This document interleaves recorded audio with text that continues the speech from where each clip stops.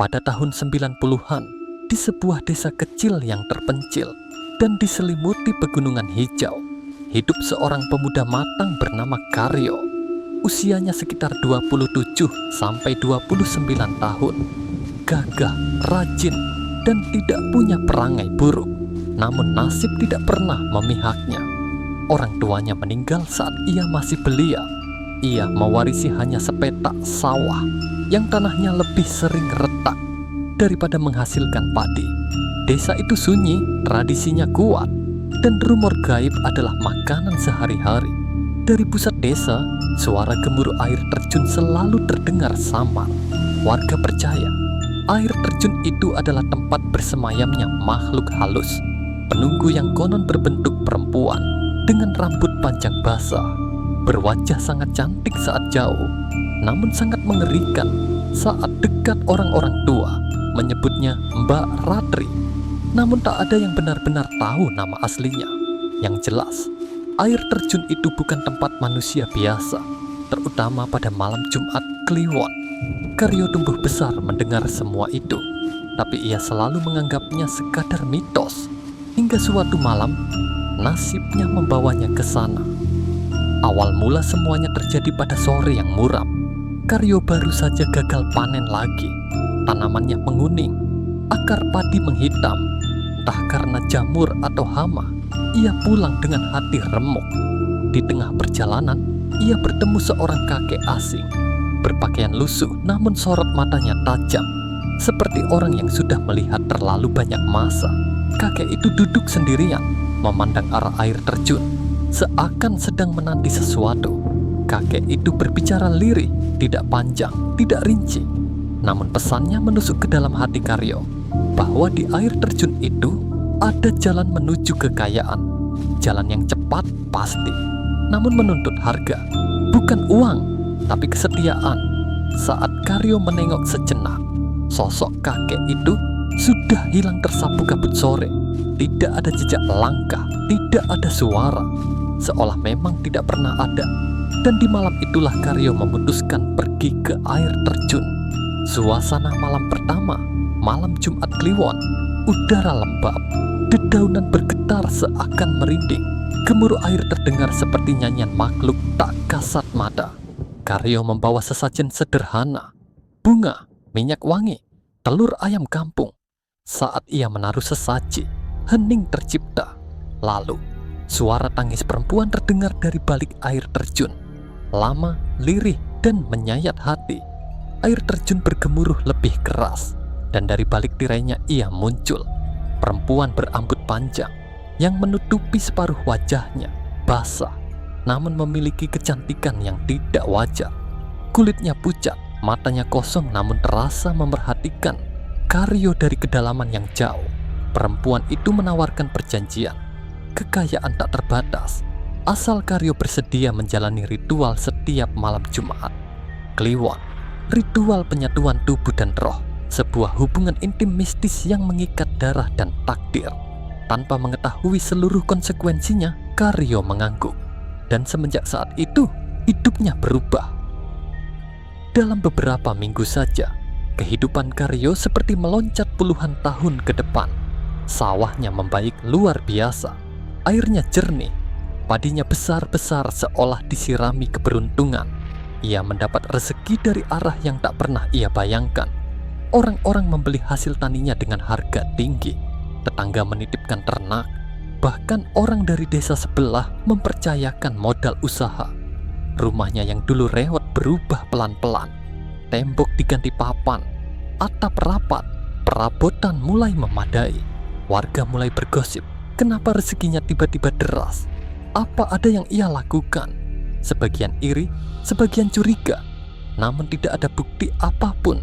Karyo tampak tetap sederhana, tetap ramah, dan tetap membantu warga lain. Padahal, di malam-malam Jumat Kliwon itu, ia menjalani ritual di air terjun.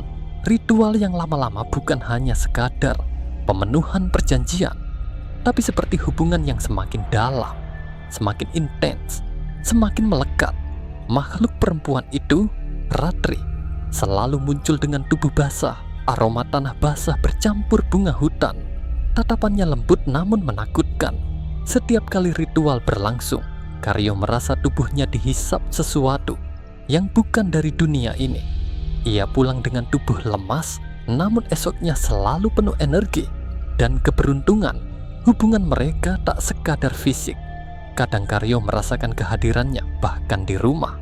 Perempuan itu seperti berada di sudut ruangan, di balik tirai, atau berdiri di depan pintu. Namun sosoknya tak pernah menampakkan diri, kecuali di malam ritual. Semakin lama, Karyo mulai terbiasa, hingga tibalah masa di mana hubungan itu justru menjadi malapetaka. Hidup Karyo begitu baik, hingga ia memikirkan masa depan. Dan seorang perempuan desa bernama Sulastri mulai dekat dengannya.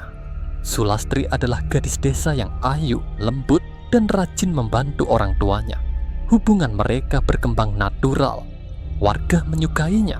Tak ada satupun yang tahu bahwa Karyo memiliki hubungan dengan penunggu. Sampai akhirnya Karyo memutuskan untuk menikahi Sulastri. Pada malam menjelang pernikahan, Karyo melanggar ritual untuk pertama kalinya. Ia tidak pergi ke air terjun. Ia sibuk persiapan pernikahan. Dan malam itu, ia merasakan angin dingin menelusup ke rumah. Aroma tanah basah tercium dari jendela. Namun ia mengabaikannya. Ratri tidak muncul, tidak menampakkan diri. Hening, terlalu hening, seakan badai sedang menahan napas.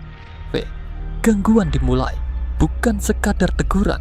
Setelah menikah, Karyo mengira hidupnya akan tetap normal. Namun ia salah besar.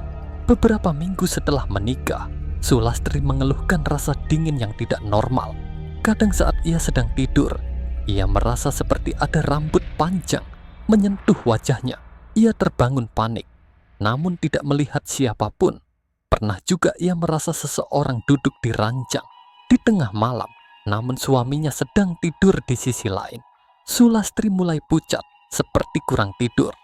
Setahun kemudian, Sulastri melahirkan seorang anak laki-laki. Namun sejak bayi, anak itu sering menangis menghadap sudut gelap ruangan, seolah melihat sesuatu. Ketika ia berusia beberapa bulan, bayi itu tersenyum pada seseorang yang tak terlihat. Senyumnya aneh, lebih mirip wajah orang dewasa daripada bayi. Beberapa malam, bayi itu tertidur sambil memegang helai rambut panjang yang tidak mungkin milik siapapun. Ibu mertua, kakak ipar, dan beberapa kerabat yang tinggal dekat mulai diganggu. Ada yang melihat sosok perempuan berambut panjang berdiri di tepi sungai. Ada yang mendengar suara tangis perempuan di dapur malam-malam. Warga mulai mencurigai sesuatu. Sebagian mulai menggunjing Karyo. Apalagi setelah ada beras yang seakan muncul dengan sendirinya di lumbungnya. Atau kambing tetangga yang ditemukan mati. Tapi anehnya darahnya hilang tanpa bekas. Desa mulai resah. Namun Karyo tetap bungkam. Ia tahu dari siapa semua itu berasal. Dan ia tahu ia telah melanggar kesetiaan. Pada malam Jumat Kliwon terakhir, air terjun bergemuruh jauh lebih keras. Angin seperti berteriak. Burung-burung hutan terbang panik dari sarang Karyo. Tahu waktunya tiba. Tanpa berkata apapun kepada siapapun, ia pergi diam-diam ke air terjun, meninggalkan istrinya yang ketakutan dan anaknya yang menangis tanpa sebab. Saat ia tiba di depan air terjun, Ratri sudah menunggunya. Namun bukan hanya satu, ada puluhan wujud bayangan perempuan lain, bekas manusia yang mungkin telah menjadi tumbal sebelumnya. Mereka melayang seperti kain basah, wajahnya hancur, matanya kosong. Ratri menawarkan kesempatan terakhir. Serahkan anakmu, atau kau sendiri yang turun menjadi milikku selamanya. Dan untuk pertama kalinya Karyo menangis. Ia memutuskan untuk mengakhiri semuanya. Karyo melangkah ke depan, ke arah air terjun, sambil berkata dalam hati bahwa ia menyerahkan dirinya. Bukan keluarganya. Air terjun mendadak menyala seperti cahaya bulan. Ratri tersenyum, senyum yang tak pernah ia berikan sebelumnya. Dan tubuh Karyo terseret masuk ke dasar air terjun. Tidak tenggelam, tidak mengapung, seolah larut menjadi bagian air itu sendiri. Tubuhnya tidak pernah ditemukan, hanya pakaian dan gelang kecilnya yang mengambang di bebatuan 9. Penutup, keturunan Karyo masih mendengar tangisnya. Setelah kepergian Karyo, gangguan berhenti. Sulastri dan anaknya hidup dengan perasaan duka dan trauma, namun tidak lagi diganggu. Namun satu hal yang tidak pernah hilang. Setiap malam Jumat Kliwon, dari arah air terjun, terdengar suara laki-laki berbisik lirih, sedih, jauh, dan seperti memanggil nama anaknya. Warga percaya itu suara Karyo. Ia tidak mati, ia tidak hidup. Ia menjadi bagian dari air terjun, sebagai tumbal terakhir dari perjanjian terlarang yang pernah ia buat. Dan sejak hari itu, air terjun itu mendapat julukan baru, Sendang Ratri, tempat putusnya takdir manusia.